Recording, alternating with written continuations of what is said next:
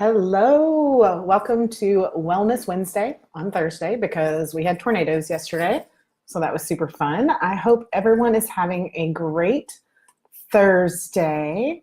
Today we are talking about cholesterol, and I'll give just a minute for people to pop on. I have another live video to do where I'm teaching at 1 Central, 2 Eastern. So hopefully I can get this wrapped up and get there in time.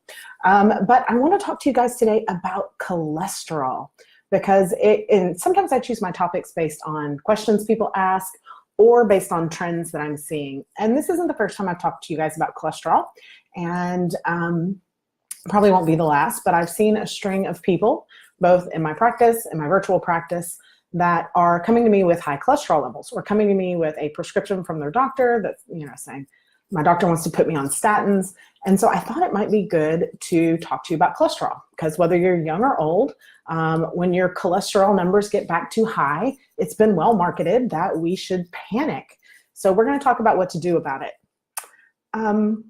So I'll start by asking, do you get annual physicals? And if you do, you can put it in the comments, even if you're catching this on the replay. And if I'm just popping into your newsfeed and you're like, who the heck is this? Because somebody shared this with you. I'm Audrey Christie. I'm a holistic wellness practitioner. I help people heal from the roots up and the inside out. So I help people with chronic illnesses, with long-term diagnoses, find solutions to heal their problem rather than mask their symptoms with medication or any other traditional methods. We do that all naturally. And like I said, we work from the inside up. It involves a lot of nutrition and a lot of detective work. You might call me a zygologist. I put together the pieces that a lot of practitioners can't in order to help you find the true root cause of what's going on. And the root cause of cholesterol might surprise you. So if you do get annual physicals, or if you don't, let me know in the comments. Most of the time, at least in the population that comes to see me, people are walking away from those appointments that are meant to assess your wellness with a prescription for cholesterol lowering drugs. And I refer to them as statins, even though that's only one of 4 or 5 or 6 maybe classes of cholesterol lowering drugs.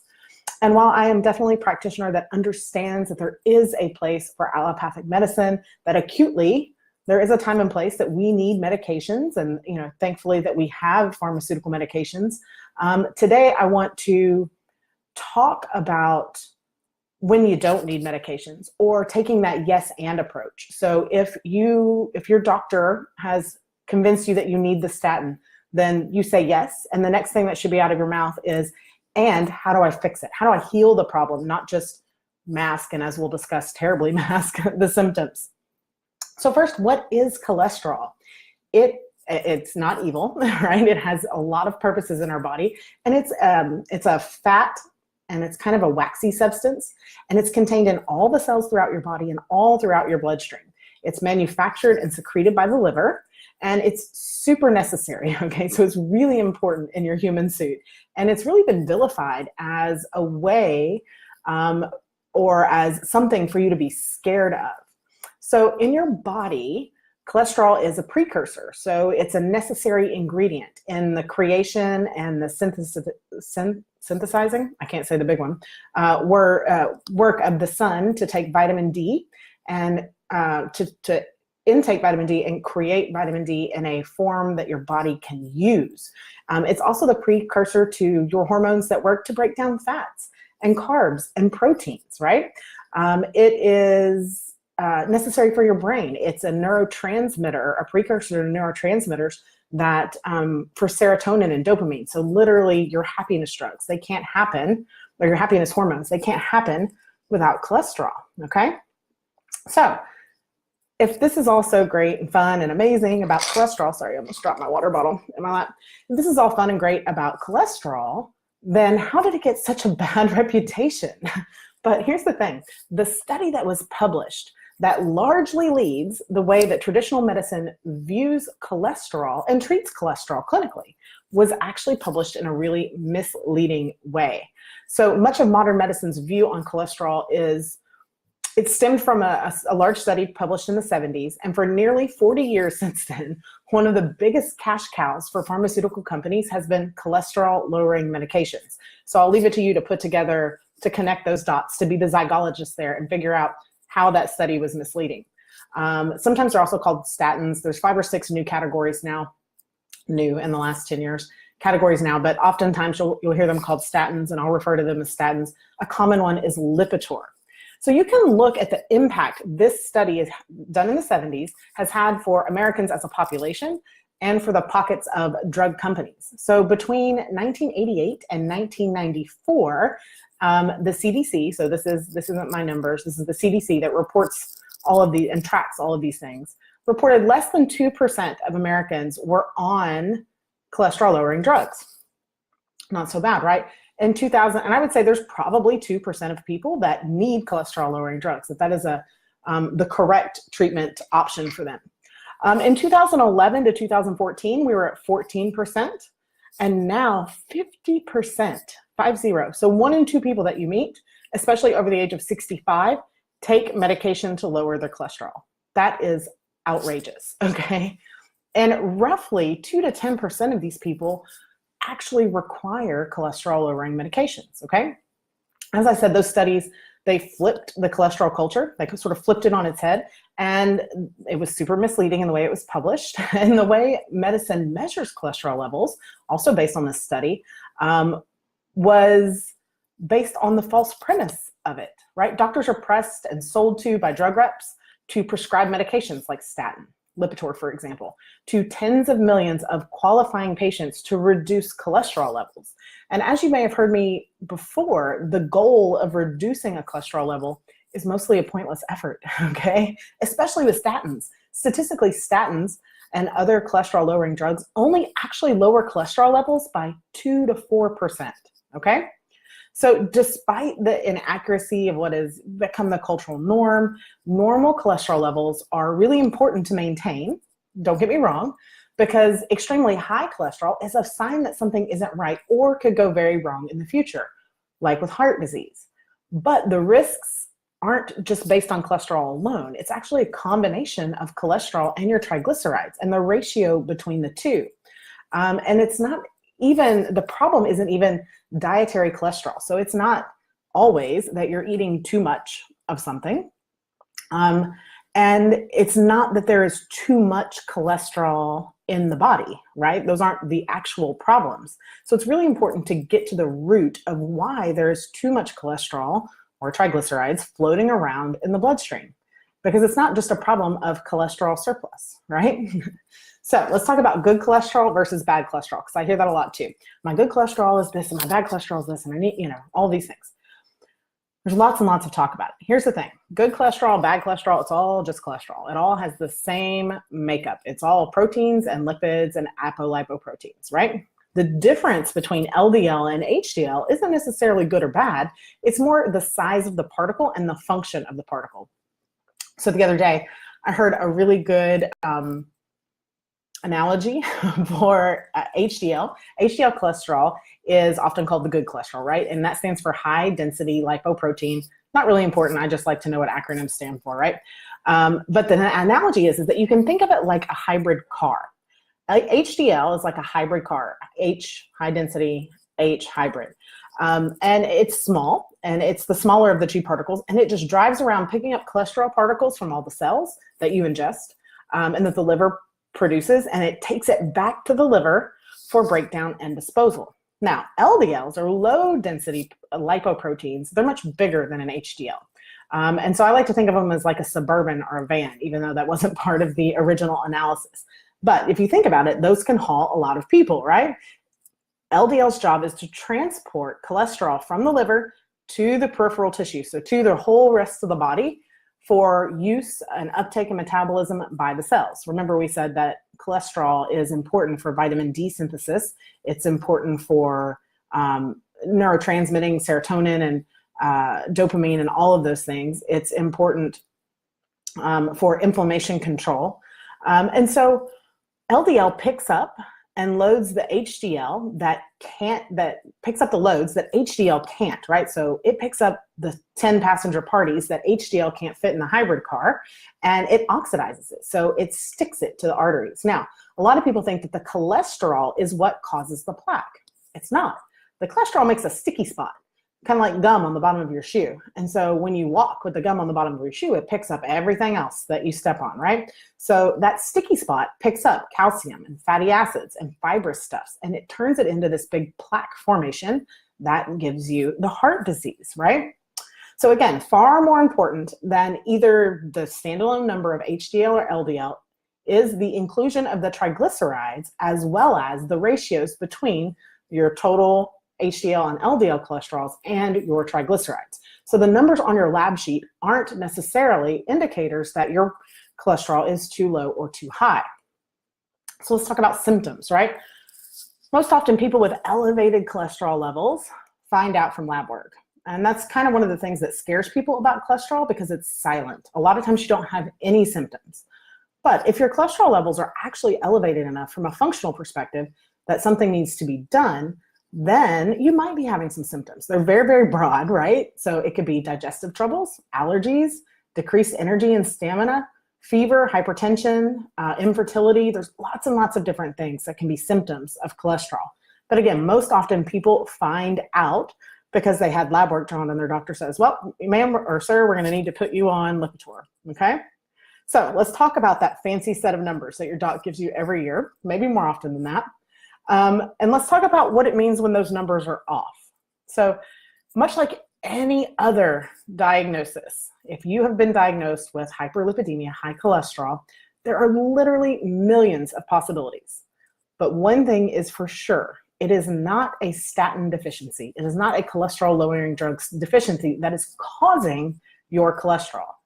So if we see a high HDL number on your labs, it means that your liver, and if you put your hand on your rib cage, your liver is right under the right side of that rib cage. It means that your liver is overburdened and needs a break. And there are lots of different ways to accomplish this, generally through lifestyle changes, maybe with some supplementation, maybe with a few different techniques. Each method is very unique because it really depends on the reason. You have to back it up even further, the reason why your liver is overburdened, okay?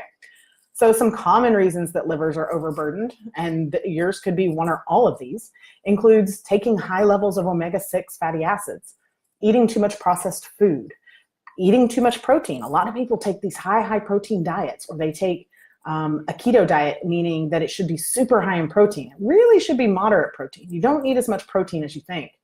Too much sugar, overeating in a single sitting, because that overburdens the liver. So say you had a really big breakfast and then you went and had your cholesterol labs strong, or even a really big dinner the night before, and then you were NPO, or you were told not to eat or drink anything until the next day after your labs. That overburdened liver, even if it was just for a brief window, can cause those cholesterol levels to skyrocket on your lab reports. So, overeating in a single sitting, too much enzyme deficient food. So if you're not eating food that's alive, like sauerkraut, like kimchi, like kombucha, those are things like fresh fruits and vegetables. Those are things that are alive, that are highly enzymatic. So an enzyme deficiency in your food can cause your cholesterol levels to be too high. Alcohol, of course, is a big one. Lack of movement. Of course, other liver diseases, all sorts of liver diseases can cause high cholesterol. And then drug residues. So and by drug, it could be prescription, it could be over the counter, it could be supplemental, it could be recreational. And you can see where this might be an issue. So if we're taking a drug to help the liver not make as much cholesterol, but the issue is that the liver is overburdened, then taking a drug is maybe lowering the cholesterol, probably not, but maybe. But it's still, it's making the actual problem worse. It's putting a lid on a boiling pot. Eventually that pot is going to boil over. Now on the flip side of that, if we see a high LDL number, that's a sign that there's a lot of inflammation in the body. Instead of a tired liver, that means that there is inflammation in the peripheral tissues. So in the other places in the body, maybe even in the bloodstream. Again, not a Lipitor or a statin deficiency, despite what your doctor may tell you. The cholesterol level is an important message. It's a sign. It's your body waving a white flag saying, hey, there's a problem here that needs to be fixed. And again, it's not a lack of prescription medications. So in my practice, I look at labs from a functional level. And interestingly, the functional level is different on a lab sheet than it is, the reference range that the labs gives you. A functional level is a lot different than that. And if you look at the LDL level, from most labs, it's almost impossible to achieve without heavy-duty medication. If you look back to that study in the 70s, you can see the correlation between that study and the reason why that LDL level reference is normal, because it paves the way for 50% of people to be on statin-lowering drugs. I'm sorry, cholesterol. A lot of conversations about cholesterol is the dangers of low cholesterol. So a lot of times people are, look, my cholesterol, it's below normal. That's amazing. Below normal is not always amazing. So it can be a really, really strong indicator of something called neoplasm, which is basically a fancy, less scary word for tumor.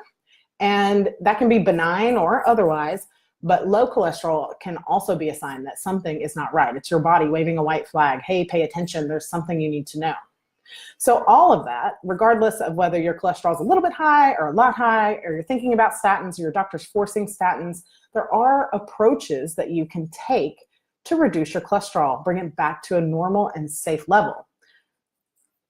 Caveat is these are different for every person, right? And so here's something that I want to make sure I mentioned at the beginning, but if you weren't here at the beginning, if you feel medication is necessary from your doctor, or if you're on it already, totally fine. I encourage something called the yes and approach, or the yes and conversation. Yes, I'm on medication, or yes, I will take your medication. And now, how do we actually fix the problem instead of sort of mask it, maybe, okay? So ways to improve what's going on with your cholesterol. Again, these are gonna have to be a little bit different depending on what your cause is, but your very first line of defense is a good offense. And that starts with the fuel that you put in your body. So sometimes a seasonal liver detox that temporarily reduces the burden on your liver is a great place to start. If you're looking at detox plans, reach out to me and I'll help you determine if that one's going to be effective for liver detox. But the big takeaway is to eat more plants. And I just told somebody this the other day. You have to eat more plants. The base of your food pyramid should be leafy green vegetables, or at least green vegetables, okay? And then the next layer is lean protein, and then fruits, and then nuts and seeds, and then the very top of the triangle is fats. And so that is a solid plan to reduce your cholesterol naturally and have it stay that way. Oftentimes we think of our meal as we're having meat and, so we're having steak and, we're having chicken and. It really should be swapped. We're having broccoli with a little bit of meat. We're having salad with a little bit of protein. It's actually a much better way to keep your body fueled properly. Supplements, number 2. So the first thing is nutrition. The second thing is supplements. And there's 2 or 5 sides to the supplement story, right? So you have to make sure, first you have to make sure you're not taking too many. It's so easy to end up taking 25 supplements. And at Essential Healing, we had a team meeting and we were discussing this together. It's very, very simple to start out with a good base of just a few supplements and then end up taking 25 in a day because you're reading about this one, or your friend told you about this one, or your other friend sells this one, or you even heard Audrey say this supplement fixes this. And before you know it, you're taking 25 supplements and you're doing more harm than good. So if you have a bag full of supplements, please, please, please come by and let me have a look at them or send me the list. And I'll help you determine, 1, if you're double dipping. So if you're taking a really high dose that maybe you don't need to be. 2, if your supplements are actually doing any good. And 3, which ones you really, really need. Now, the second part of that is that supplements can effectively reduce your cholesterol levels. They can help bring those cholesterol levels back to balance or homeostasis. However, it's not a magic bullet, right? So in order for supplements to do their job, you have to include good nutrition. You have to stay hydrated. You have to have a gut that is in a position that it can absorb those nutrients and a body that can put them to use. So it's really, although red yeast rice and a good dose of your B complex vitamins can help, it's not a magic bullet and your body has to be able to put those to use. So that can require some detective work. The third thing is essential oils. So essential oils are super duper powerful, and they are powerful supporters for the liver and for all systems that work with the cholesterol, okay? 2 of my favorites, and they actually have studies with evidence of their ability to support the body, support the liver in this way, are lemongrass and bergamot. And I didn't bring any props with me today, so I don't have them. Of course, this is not something that you want to go buy from your grocery store. So don't go to Walmart, don't go to even Sprouts and pick up a bottle of lemongrass or bergamot and expect that to do what's necessary. That's a conversation for another day. But make sure you're using a reputable brand of essential oils. My preferred brand is Young Living. You can check that out on my website. I'll put the link back in here later. Number 4 is movement. So movement is really, really key to keep everything moving in your body, to keep that blood circulating, to push things through the liver, and to allow your digestive system to do its job and to allow your body to put that cholesterol to good use. So get out of the mode that you have to exercise your life away, or you can't do it because you got to spend countless hours at the gym, or you have to commute to the gym, or all of these excuses. It just adds to your stress level and it stops you from moving. All you have to do is take a walk. And bonus, if it's outdoors and if you leave your phone at home and you do it barefoot, right? That just makes it more beneficial for more systems in your body. So if you have questions or if you need more help, please put them in the comment section. I always come back and check them because I do these in the middle of the day. You can also check out audreychristie.com/work with Audrey. We can do a complimentary appointment and I can talk to you about what your lab might mean and what things can be done about it. And the bottom line is, don't let the numbers on the lab report scare you, okay? Be sure and check with me, check with your holistic functional provider to determine if cholesterol-lowering medications are the only answer for you. There's some additional lab work that can be recommended. And if you do decide to take cholesterol-lowering medications for whatever reason, make sure you take the yes and approach. Yes to the medication, and now what can I do to make that medication just a temporary blip, right? Moving on to healthier times, to being well. And finally, know that it is not a magic bullet. So often people expect to jump into something, and because we're taught in society that we need that instant gratification, that it's an instant fix. You didn't get the high cholesterol overnight.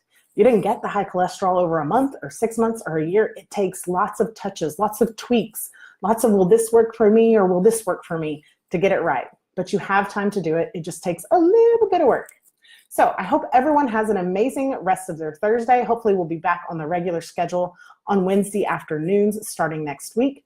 The full episode will be out on iTunes and hopefully Spotify, I think, on Friday, as well as the newsletter in your inbox with some fun downloads and different cheat sheets. I hope you have an amazing rest of your day. Be well.